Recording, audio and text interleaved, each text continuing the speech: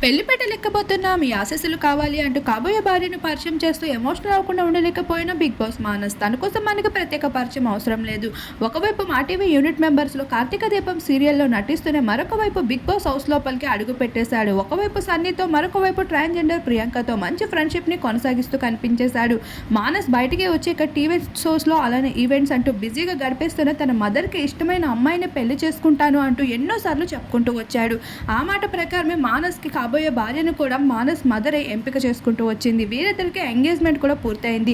ఈ విషయం అభిమానులు ఎన్నోసార్లు అడిగినప్పటికీ వాటన్నిటిని తప్పించుకుంటూ తిప్పికొడుతూ వచ్చేవాడు మానస్. ఇకపోతే మానస్కి సంబంధించిన ఇంట్లో జరిగిన ఎంతో సీక్రెట్గా జరుపుకున్న ఎంగేజ్మెంట్ ఫొటోస్ సైతం బయటికి రావడం జరిగాయి. ఆ ఫొటోస్ని చూసిన వారంతా ఒక్కసారిగా షాక్ అవడమే కారదు.